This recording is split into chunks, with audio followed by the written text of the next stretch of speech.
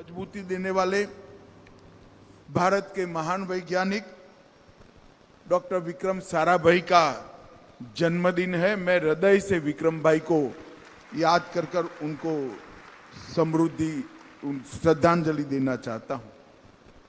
मित्रों, मैं इफ्को को ये प्लांट लगाने के लिए बहुत बहुत हृदय से अभिनंदन करना चाहता हूं और साधुवाद भी देना चाहता हूं,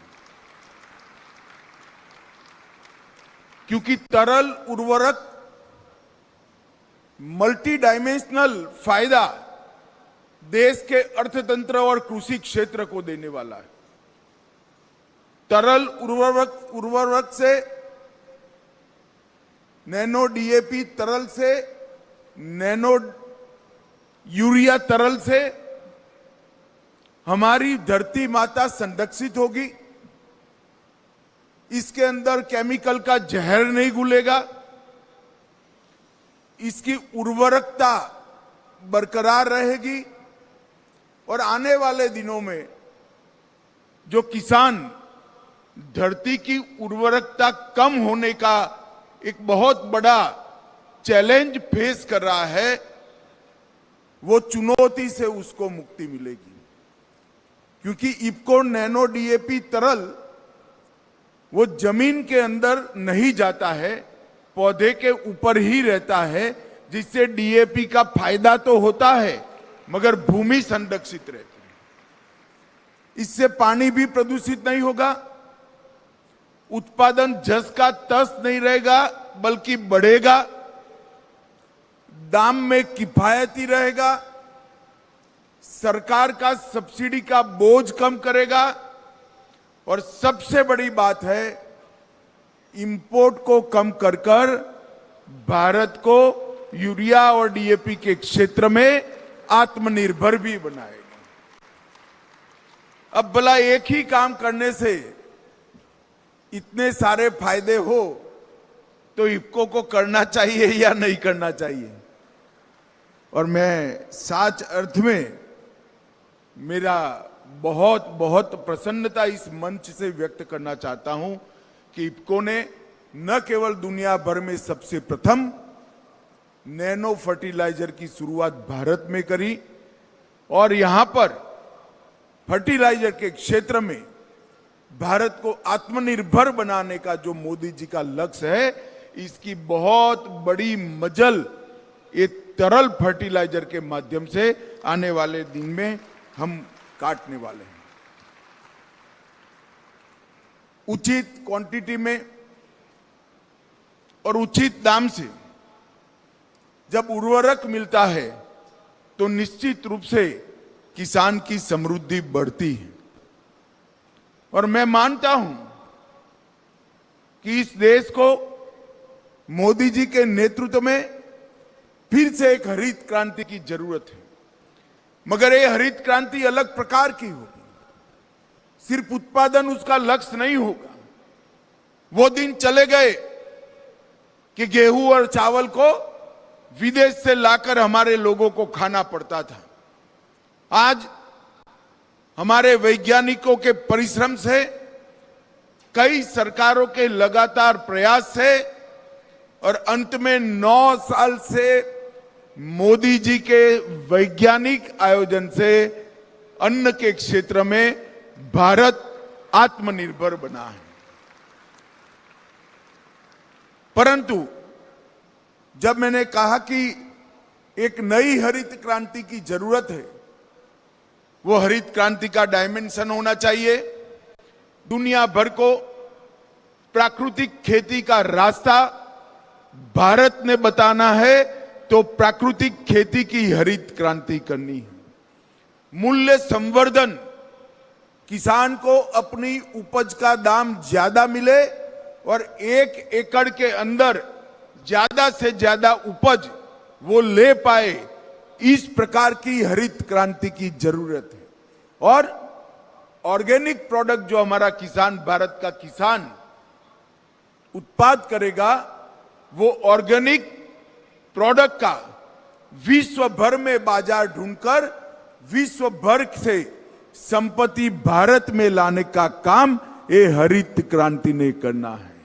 तो नई हरित क्रांति के 3 लक्ष्य है। उत्पादन के साथ साथ सिर्फ गेहूं और धान नहीं, हर क्षेत्र के खान पान की चीजों में, चाहे दलहन हो, तिलहन हो, इसमें आत्मनिर्भर बनना, ये पहला लक्ष्य है। दूसरा लक्ष्य है, हमने किसान के 1 एकड़ में उपज को बढ़ाना और प्राकृतिक खेती को बढ़ावा देकर भूमि का संरक्षण करना। और तीसरा लक्ष्य है, प्राकृतिक खेती से उपजे हुए धान, अनाज और अन्य उत्पादों को विश्व के बाजार में एक्सपोर्ट कर किसान के घर तक समृद्धि पहुंचाना। और भारतीय जनता पार्टी की सरकार,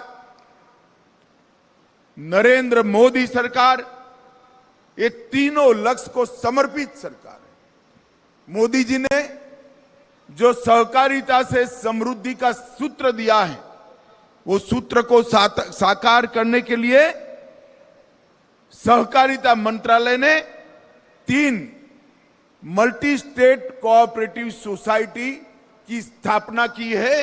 ये 3 सोसाइटी ये तीनों लक्ष्यों की पूर्ति करेगी। भाई और बहनों, एक मल्टी स्टेट कोऑपरेटिव सोसाइटी की स्थापना की है जो नए बीज का संवर्धन करेगी, संशोधन करेगी, पुराने बीजों को संरक्षित करेगी और किसान का 1 एकड़ में उपज बढ़ाने का काम करेगी।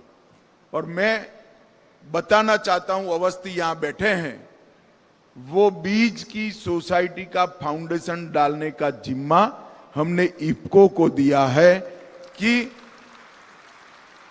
1 एकड़ में किसान की उपज को कैसे बढ़ाया जाए, इसके विश्व में सबसे अच्छे बीज उत्पाद करने की जिम्मेदारी ये बीज मल्टी स्टेट कोऑपरेटिव सोसाइटी की है। इससे किसान की समृद्धि बढ़ी। दूसरी मल्टी स्टेट कोऑपरेटिव सोसाइटी बनी है एग्रीकल्चर प्रोडक्ट को किसान के पास से परचेज करने के लिए, उन्होंने अंजाम तक पहुंचा है। मित्रों, आज 70 एकड़ में फैले हुए इस प्लांट में लगभग 350 करोड़ की लागत से एक संयंत्र लगाया जाएगा। इफको इसके लिए 1 पैसा भी बैंक से उधार नहीं ले रहा है। 100% इक्विटी इफको की, और इफको की है मालिकी, इक्विटी इफको की है। इसका मतलब इक्विटी 4 करोड़ किसानों की है कि इफको का पैसा पैक्स और बाकी कोऑपरेटिव सोसाइटियों के माध्यम से वापिस किसान के पास जाता है। मित्रों, 500 मिलीलीटर की एक बोतल, ऐसी 2 लाख नैनो बोतल प्रतिदिन यहां से बनकर देश के अंदर जाएगी, दुनिया के अंदर जाएगी। 6 करोड़ नैनो डीएपी की ये बोतल है, 6 करोड़ बोरियों को इंपोर्ट करने का काम कम कर देगी और भारत फर्टिलाइजर के क्षेत्र में आत्मनिर्भरता की ओर और कदम बढ़ा लेगा। लगभग 10,000 करोड़ की सब्सिडी खाद की बचेगी। मैं जब कहता हूं खाद की सब्सिडी बचेगी, तब किसान ऐसा न सोचे कि मोदी जी सब्सिडी बचाना चाहते हैं। सब्सिडी जो बचेगी वो मोदी जी बजट आपका बढ़ा ही रहे हैं, किसानों का वो वापिस किसानों के पास आ रहा है। परंतु नए अनुसंधान से अगर सब्सिडी बचती है तो इसको किसान का तो फायदा है ही, क्योंकि वो 10 करोड़ रुपया एक्स्ट्रा मिलेगा और देश को भी फायदा है। मित्रों, इसके साथ साथ लगभग 3500 करोड़ रुपए की विदेशी मुद्रा भी लगेगी और 1 साल के नियत समय के अंदर ही ये तरल डीएपी का कारखाना डीएपी का उत्पादन करता हो जाएगा। इसके तीनों चरण के लिए एक समयबद्ध कार्यक्रम बन चुका है।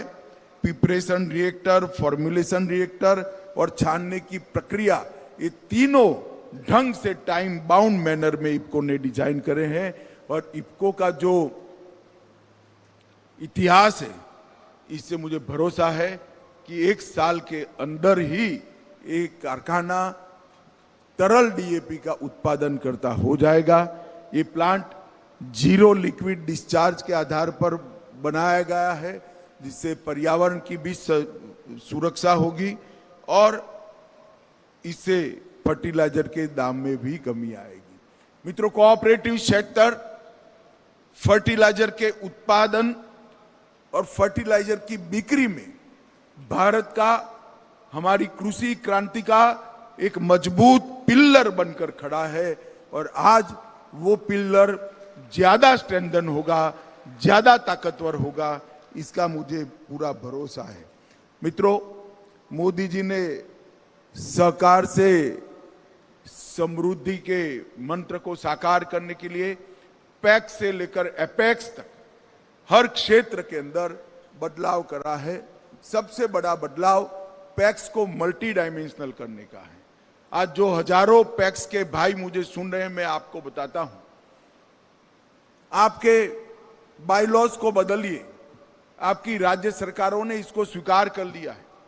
बायलॉज बदलिए, मल्टी डायमेंशनल बनिए। अब पैक्स फर्टिलाइजर की दुकान भी ले सकते हैं। अब पैक्स सस्ती दवाइयों की दुकान भी ले सकते हैं। अब पैक्स पेट्रोल पंप भी खोल सकते हैं। अब पैक्स सस्ते अनाज की दुकान भी खोल सकते हैं। अब पैक्स सीएचसी भी बन सकते हैं। अब पैक्स बैंक मित्र भी बन सकते हैं। अब पैक्स डेयरी भी बन सकते हैं, मछुआरा समिति भी बन सकते हैं। पैक्स को मल्टी डायमेंशनल बनाकर पैक्स को वायबल बनाने का काम नरेंद्र मोदी सरकार ने किया है। मित्रों, मैं चाहूंगा कि सभी पैक्स अपने बायलॉज को बदलकर मल्टी डायमेंशनल बायलॉज को एक्सेप्ट करें और जो नए नए क्षेत्र हमने स्वीकारे, इसको आप करिए। अभी अभी एक कार्यक्रम हुआ था, एक ही साथ 15,000 पैक्स सीएससी बन गए। सीएससी बनते ही आप इनकम छोड़ दीजिए, सीएससी बनते ही गांव का हर व्यक्ति पैक्स में आएगा। जन्म का सर्टिफिकेट चाहिए, सीएससी के मिलेगा। मृत्यु का दाखला चाहिए, सीएससी से मिलेगा। 7 बार चाहिए, सीएससी से मिलेगा। 8 चाहिए, सीएससी से मिलेगा। बैंक मित्र भी आप वैसे ही बन जाओगे।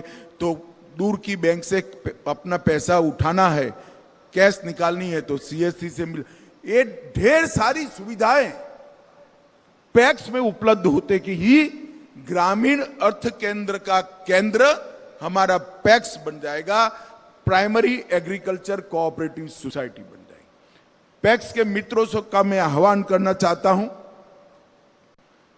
कि आप मल्टी डायमेंशनल बायलॉज को अपनाइए और सहकारिता मंत्रालय ने जितने भी इनिशिएटिव लिए हैं, आपके पैक्स में आगे बढ़ाइए। हमने भंडारण के लिए समग्र विश्व की सबसे बड़ी भंडारण की योजना, स्टोरेज की योजना पैक्स में लेकर आए हैं।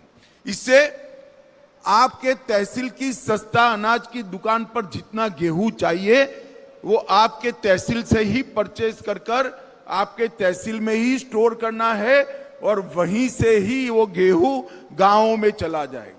इससे ट्रांसपोर्टेशन की बचत के हजारों करोड़ रुपया ट्रांसपोर्टेशन की बचत होगी और इसका किराया फूड कॉर्पोरेशन ऑफ इंडिया आपके पैक्स को देगा। किसान को भी अगर स्टोरेज करना है अपनी उपज को, तो आप कर पाओगे। ढेर सारी योजनाएं हैं। अब पैक्स में युवा भी आ गए हैं। सहकारिता मंत्रालय की वेबसाइट पर जाइए, सारे नए इनिशिएटिव का स्टडी करिए और इसको आपके गांव में पहुंचाने का काम आपको करना है। जैसे इफ्को ने करा, ढेर सारे युवाओं को ड्रोन से ट्रेन किया।